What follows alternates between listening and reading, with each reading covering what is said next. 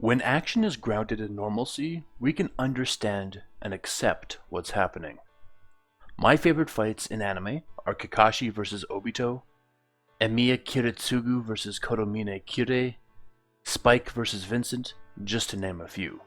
We love watching Jackie Chan pull off crazy but very real stunts in his movies, because on one hand, the action is awesome. But on the other hand, we can understand the immense work he's putting in for these scenes and the challenges each represent. These often aren't conscious thoughts.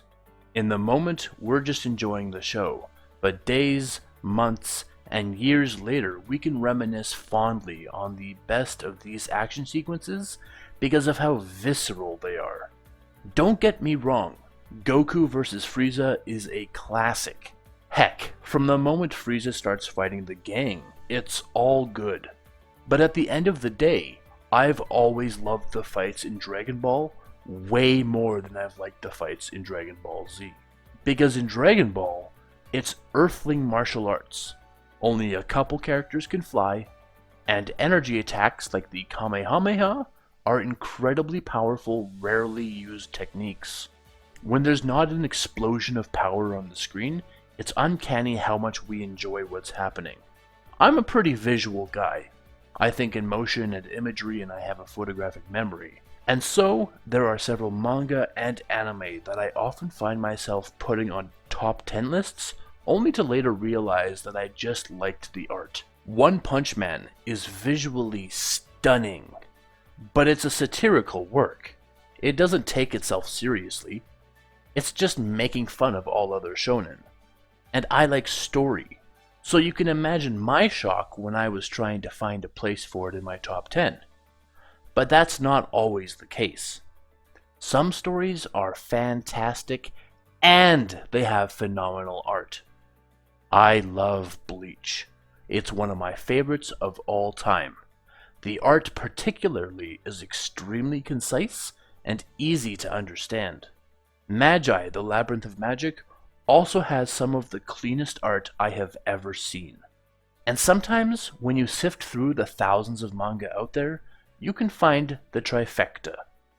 A good story, good art, and fantastic fight choreography.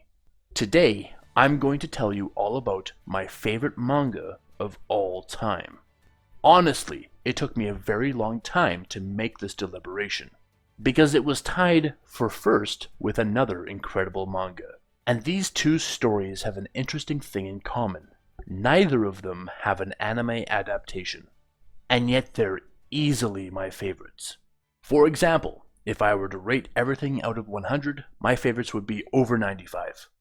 The manga in third place would be like 70. It's not even close how much more I like these two in particular compared to everything else, to the extent that I make a point of rereading both of them every single year. Time for the reveal, I think. My favorite manga of all time isn't even a manga, it's a manhwa. The Breaker. There's an interesting divide between Korean manhwa and Japanese manga for me. The divide is that I really don't like most Korean manhwa. For example, I've tried Tower of God, and I'll leave out the expletives, but I truly dislike that story. From the flood of isekai manga perhaps, I really didn't enjoy The Gamer either. Manhwa seems to be mostly made up of isekai or romance genre stuff, and I'm not a fan of either. I even looked up numerous lists of the best manhwa, and The Breaker wasn't on any of them. So let's look at the negatives first. The writer and artist took breaks long enough to end the series. The Breaker is divided into 3 seasons, as they've come to be called. The Breaker, New Waves, and latest, Eternal Force, which is currently ongoing. These 3 series only exist because of breaks the writer and his artist have taken. There were just a few months between The Breaker's end and New Waves' start, but there was 7 years between New Waves and Eternal Force. Yi Shi-woon, the protagonist, has often been complained about for being indecisive, spineless, and overly trusting. He is thrust into an underground world that normal people have no idea even exist, and he's very quickly granted a lot of personal and political power. He goes from totally powerless to powerful, and his personality and decisions don't seem to catch up with the vast swing in what he's capable of. The pilot chapter is pretty typical as well. Shi-woon has a bully at school that's so harsh to him that he actually considers the worst next action and goes to the roof of the school. Though no one ever wants to see that, I think any prolific manga reader out there understands just how common a beginning like that is for manga and manhwa characters. But now, I'm going to mount my counter-offensive. The 7-year wait between New Waves and Eternal Force is the only reason I don't give this story a perfect 100% score. Yi Shi-woon, again the protagonist, is written way more realistically than most any characters in Eastern fiction. Most often, characters who begin with nothing and stumble into power experience a transformation of their personality that's so substantial that it can break immersion. There are one of very few outcomes that can result from a personality swing. Firstly, you can have a corruption of personality wherein instead of wielding your power for good, you wield for personal vengeance of some sort. Weak, useless you wouldn't have even considered an evil act, but now that you have all this power, it's mistaken for the natural path to follow. Second option, you could adapt perfectly to this otherwise jarring introduction of power and wield it as a quintessential hero would. Boring, and if this happens too quickly, it really sticks out like a sore thumb how unnatural the personality swing is. Third, like Yi Shi-woon, you wouldn't adapt quickly to power, and in fact, you would find yourself in a heap of trouble constantly from vastly overestimating and in some cases, even underestimating yourself. I guess most people don't want their protagonist to be weak and or useless. But that's what an ensemble cast should be for. Goku should have to rely on Krillin, Piccolo, Yamcha, Tien, and even Chaozu sometimes. But what we end up with is a Goku who's so supremely powerful that he's exponentially better than all of them combined. Which again, refer to Dragon Ball, where the secondary characters are still kinda useless, but not nearly as clearly useless as in Dragon Ball Z. Perhaps it's because it's a Korean manhwa, or perhaps the author has a better feel for the real, but the pilot chapter is actually very good. Most times we get a one-time villain that is only introduced for the pilot to be a short-term antagonist while the story introduces its hook. But in The Breaker, his high school bully remains a constant throughout the story. Additionally, this bully is brutal.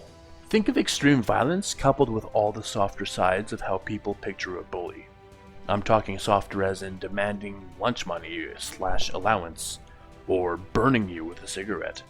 Yeah, that's the soft side of Chang-ho, the bully of our hero. Generally, the bully gets taught a lesson and either ceases to exist as a character or continues on as a humbled character. Chang-ho has no time for humble. Finally, the pilot chapter definitely doesn't feel like a pilot chapter. It doesn't have that obvious hook at the very end. Instead, we just have a mysterious teacher who knows martial arts.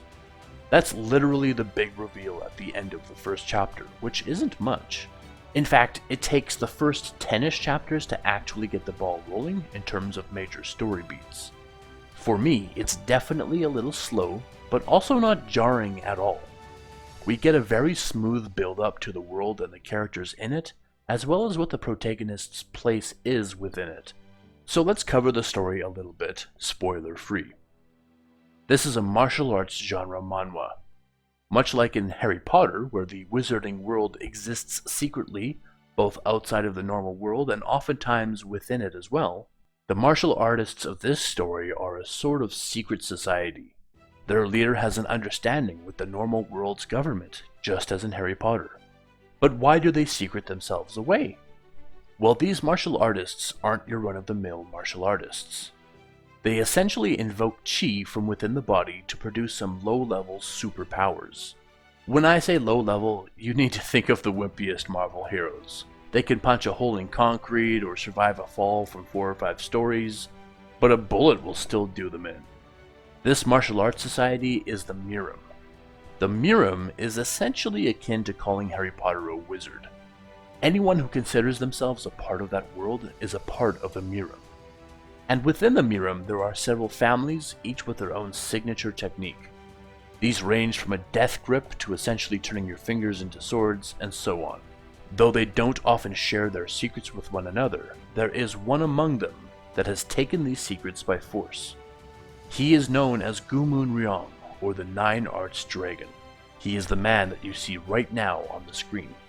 He is the face of the very first volume of the manhwa, not the protagonist, which is atypical in itself. That's just how important he is to the plot. He is the mentor of the protagonist, and he's on the run for taking these secrets. Because even if you're individually the strongest person, against a whole clan or family, you can't expect to win. Because like I said already, this story is based in reality. The author does not skew too far, and it keeps everything feeling so real and close to what we know as fact. There are a few choice fights throughout this series that are so incredibly well done that I can't imagine them ever being beaten or even matched in animation. That's such a weird thing to even suggest, but they're so well done in the manhwa. Additionally, the first 2 seasons of this story are drawn manhwa. The reason I point this out is because most manhwa are webtoons because they differ in publishing style to Japan. Webtoons allow for color and from what I understand are often much faster and easier to complete on a weekly basis. Eternal Force, their current season, is the first to be a webtoon of their series. And if I liked their fights in black and white, you can just imagine my adulation when I discovered it was in color. So I want to leave you today with 2 objectives. First and foremost, go out and read The Breaker. It's not like Hajime no Ippo, which is focused on the forefront of building up to that big fight, and then fighting. There's a lot of in-between politics and drama that just help to flesh out the world even more. Secondly, going forward, try to appreciate more the simple fights. I'm never going to tell you that they're better or just as good as the big superpowered fights, but equally, try to find a basic fight in anime that isn't good.